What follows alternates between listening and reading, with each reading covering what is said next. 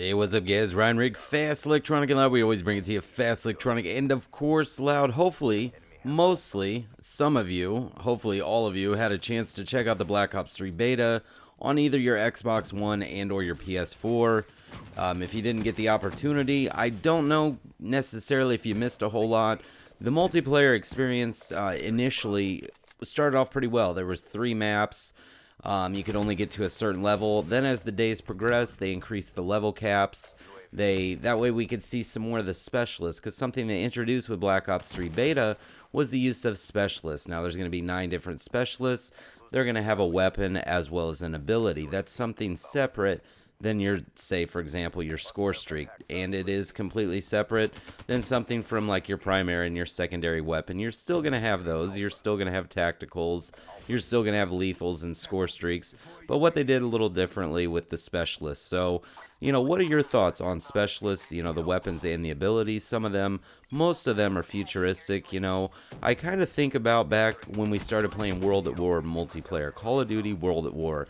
We had guns, we had score streaks, we had tacticals, we had lethals. It seemed pretty straightforward. It was still, yes, it was set in an older time period, and the weapons were aged. However, it seemed more just like, Call of Duty. Some, not to use the word per se, but it's some actual advanced warfare, some just combat, some good old style run around, shoot 'em.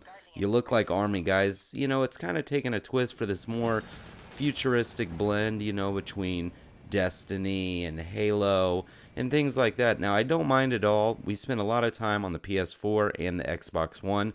I can't really make a full review of Black Ops 3 beta until we've had the full game, so we can check out the zombies experience, we can check out the campaign. That's some other great features that are just unfortunately missing in the beta. Now, the beta originally started as those that had pre-ordered the game would then get early access with the beta. They then opened that up on both platforms, 3 days into it, as well as extended how long we could play. So it did give everybody an opportunity, I think, on the next-gen consoles to really take advantage of the multiplayer experience. Now, granted, there were only 3 maps initially. They added a 4th map, Stronghold, as well as some additional game types. So for me to say fully review, I can't really say it, but the multiplayer experience, I'd say was pretty solid, At times when I first started, I was kind of used to my EXO abilities from Advanced Warfare, but I quickly got used to the ability to run across walls, kind of, I wouldn't say hover in midair, but the jumping is a little different. One thing I will notice, it feels like whether you're throwing a tactical or a Simtex or a frag grenade or a concussion, they seem very heavy as compared to Advanced Warfare and other previous Call of Duty titles. I will tell you the tacticals and the lethals are extremely heavy. Normally I'm known kind of for my up and over, my traditional throw the Simtex or frag across the map and connect with a couple of kills on the Gaming for Grandpa channel, but unfortunately it's a little bit harder to get that height and to get that distance with the tactical or the lethal. Overall, the score streaks, some of them are similar, like Hellstorm Missile, counter UAV, getting care packages. You can send in kind of a similar bombing run. There's a lot of greatness, I think, and once we get the full game and we can check out zombies with the newly remade Nuketown map, which is coming out, I think once we check out the campaign, I think we could fully take a look at it and go, okay, now it's time to make a review. Now we can say, yes, we really do enjoy the game, or no, we don't. With the switch to competitive moving to PS4 first, DLC content coming out to PS4 first versus the Xbox Live platform, it's definitely going to make for an interesting release when the game comes out. Also noted, this year, when the game releases on November 6th, that's a Friday. In years past, they've always released the game on Tuesday, have done the midnight releases on Monday.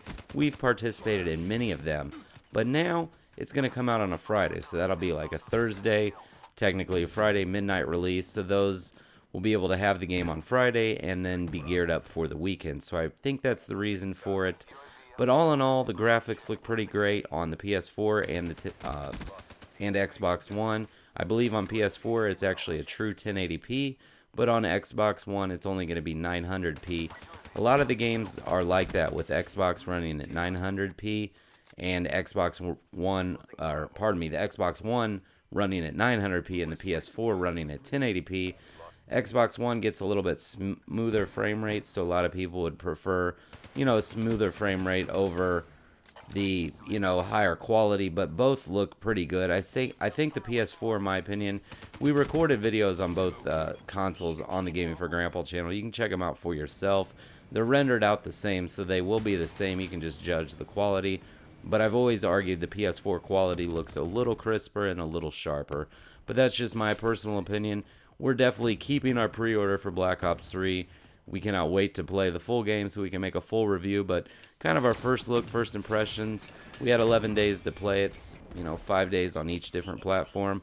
I definitely think it's going to be a good game, and I want to check out the campaign and zombie experience before I make my final say. But I would definitely say, a 6 or a 7 out of 10 right now is what I would rank Call of Duty Black Ops 3.